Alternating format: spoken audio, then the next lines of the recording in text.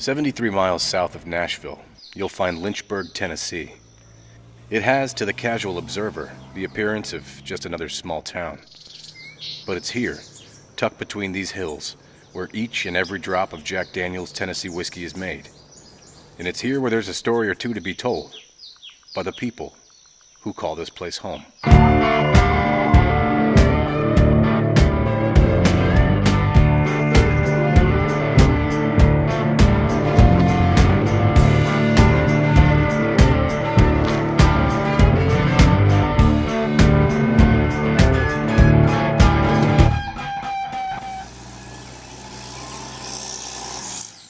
First, my wife and I got married. She wanted to move to town. I'm not a town person. I'm a country fella. So I tried the town for a little while, and I told her, I said, I am bored to death. I have nothing to do. Don't get your feet cutting that right there. You'll never get it off of you. This is my house, and a lot of people thought I was crazy, but this is something I wanted to do. And I'd ask my wife where she wanted a new home or where she wanted to live where our kids were raised. And of course, this is where we raised our kids. But anyway, I took a chainsaw and cut off the whole back part of the kitchen and all the way to the bedroom, which is this area here. I cut it all off, all the way to the ground. Is that the first time you've ever cut out a portion of a house with a chainsaw? No.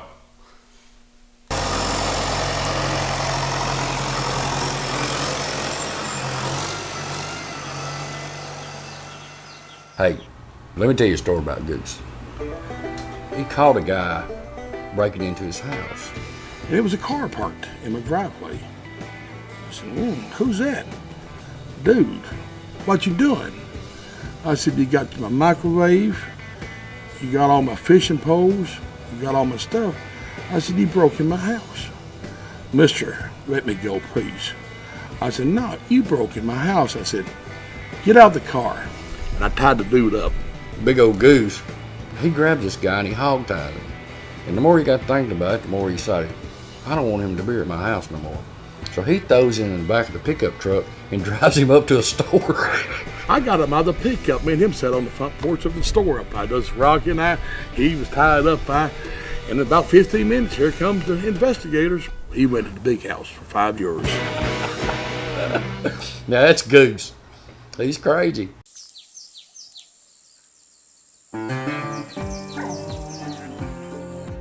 This is the old mower that we cut hay with, and I used it this morning. Nothing better I like to do than to use a good pair of mules. One mule be on this side of the tongue, one mule be on this side of the tongue, and you work them as a pair.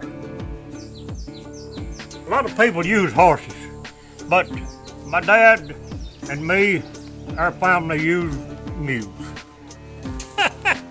Jake is this one, he's a little ornery. But my dad, he's been gone several years.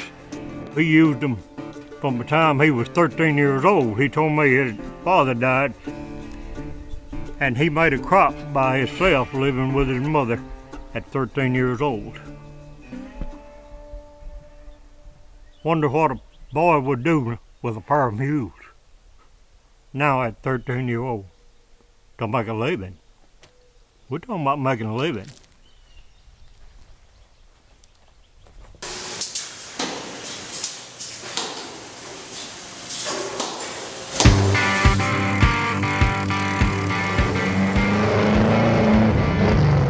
We do mostly racing around here on Saturday night. We got a track. I've raced race cars, pulling tractors, and go-kart. On a good track, you're probably looking at 55, 60 miles an hour.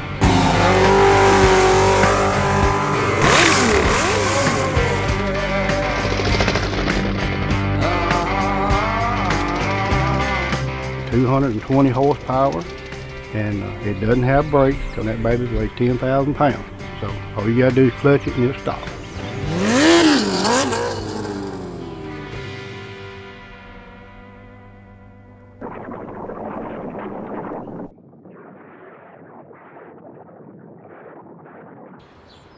For years, while working for Jack Daniel's, I promoted wrestling. We don't say wrestling in the South, we call it wrestling. He's got a chair. Oh, him with the chair. You have a bad guy, and you have a pretty boy. So see, that way you get all the girls coming to cheer for the pretty boy, and you get their boyfriends coming to cheer for the bad guy. That gentleman, his name is Gypsy Joe. He was a big star in the 70s and the early 80s. He told us one night his goal was, he's 65 at this time, his goal was to actually wrestle and die in the ring while wrestling. Oh, this is gonna be a fine burner right here. You know, he'd say, come to my fight Saturday night, certain high school. I said, I'll come if you and me can be the main event. But he would never do it. It's not worth it to me to get in that ring to get Goose to a wrestling match. But had Goose and I got in the ring, I would have went for the knees, because he could have never stood it. There I was, 97.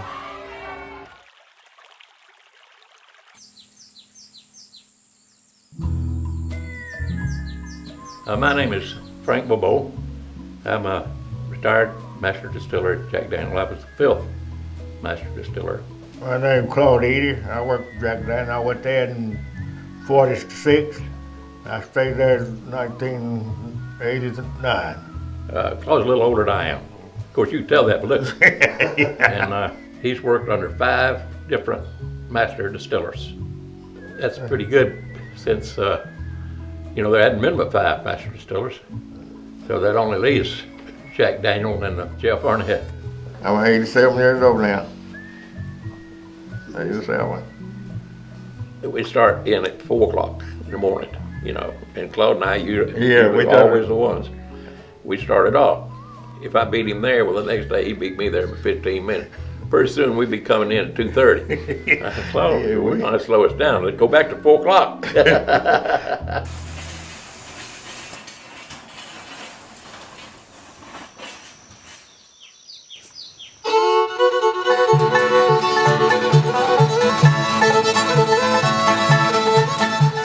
We've been playing together roughly between 30 and 35 years.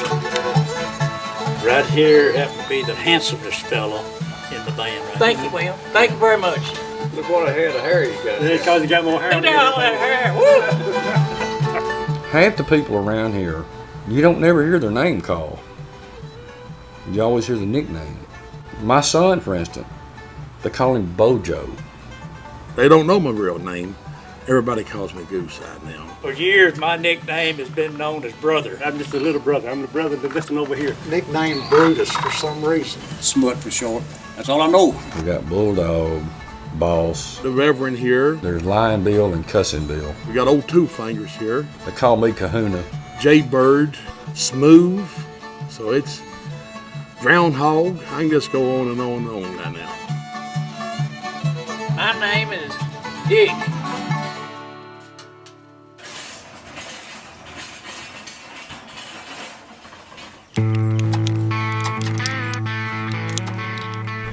I work at the Jack Daniel Distillery, learning making charcoal. We start the fires with 140 proof whiskey.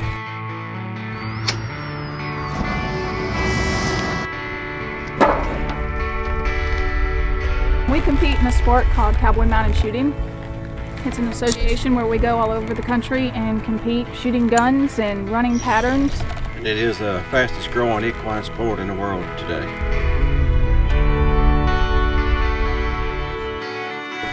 I'm known as the Jack Daniels Cowboy at our shooting events. And what do they call you? Mrs. Jack Daniels.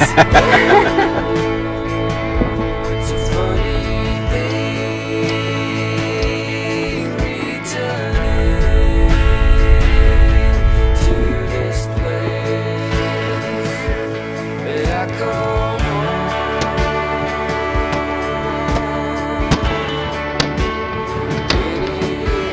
Darren shot me in the foot at our first shoot.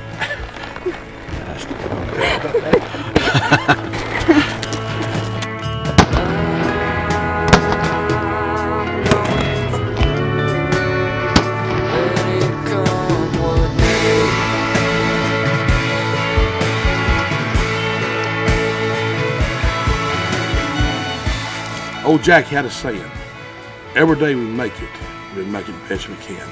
And that's the way I look at it. This picture was made at Jack Daniels Visitor Center, the groundbreaker. I broke it with this pair of mules.